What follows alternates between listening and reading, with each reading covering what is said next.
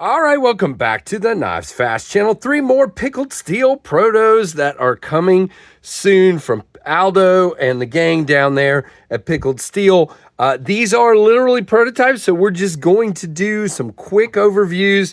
We don't even really have full specs. Maybe we'll do some quick homemade specs, if you will. What just fell on the floor? That was not good. So we're going to do that and just run through these really quickly. So if you guys are ready, here we go. So let's start with the budget folder here. And I believe this is probably made by Arrma, just by some things I'm seeing and by the relationship that Pickled Steel has with Arrma.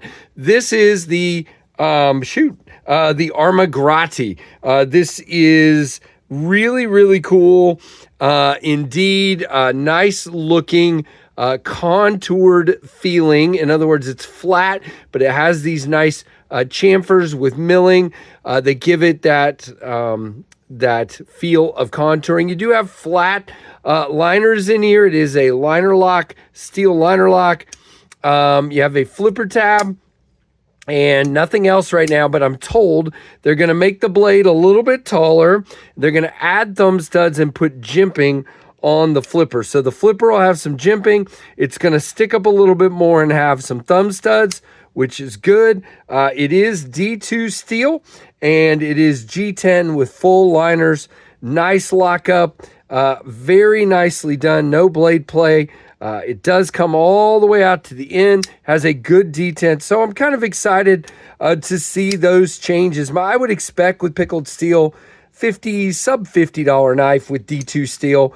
And that would be my best guess at this moment. Really nice swedge. I hope the tallness kind of keeps some of that on the swedge there and makes it cool indeed. So really good. By the way, you do have a loop over deep clip that is not reversible. I do wish they would fix that as well and make it reversible for you lefties, but it is okay. Decent little clip, 4-finger grip, and I don't feel the clip hardly at all. Feels really nice in hand. So that's the Arrma Grati. Real quick, we're just going to do like very quick overviews of these. So it is just under 8 inches with a 3¼ inch cutting edge, and your grippable handle is just at 4 inches. And we'll put this guy here and see a weight. Why not? We have 3.6 ounces. So again, right on par. We do have milling for weight reduction, and I am pretty impressed. The Jackal.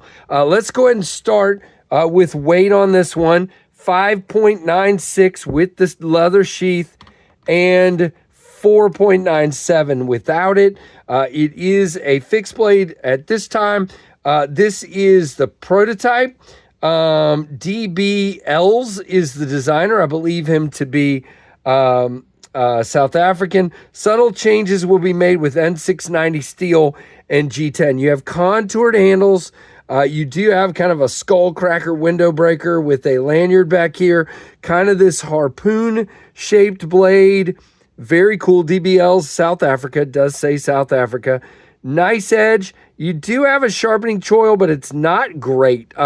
It just kind of, you see right there, you have a notch, but you already have a flat spot before the notch. So they need to cut that in better. You do have brass tube pins there, and you have kind of a harpoon here. I'm not really worried about cutting with these that much, just simply because they're prototypes and not their final versions. But yeah, I mean, really comfortable cut. That's the only reason I cut just there, was just to feel how it felt. And your thumb just nestles right in there, and you could definitely do a fire striker on that. I'm pretty sure this isn't going to be the final sheath. It does fit in there fine, and it's a good sheath. So maybe that will be, but I do not know. And again, no ideas on price on any of these or when they'll be available. But I love the grip. 4 fingers, feels really good. You lock in right here, and that is a super nice fixie indeed.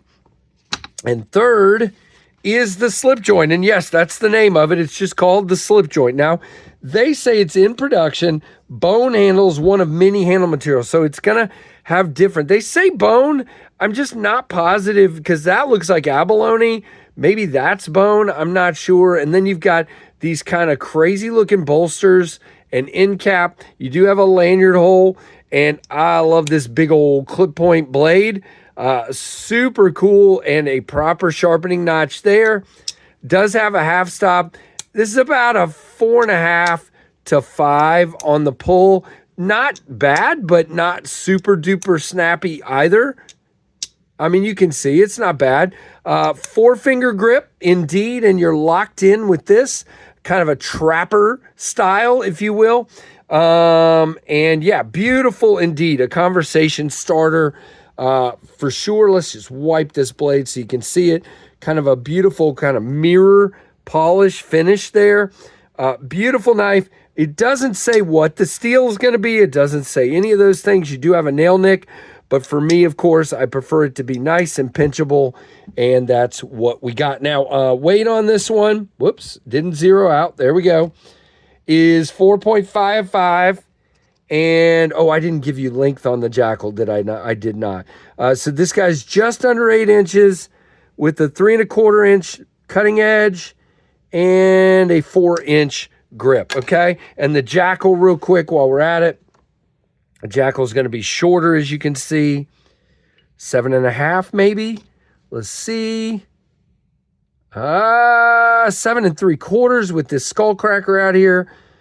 With a really interesting 3¼ inch blade and a grippable area of 3.5. So very, very cool indeed. Those are 3. What happened to the Arrma Grati? Here it is.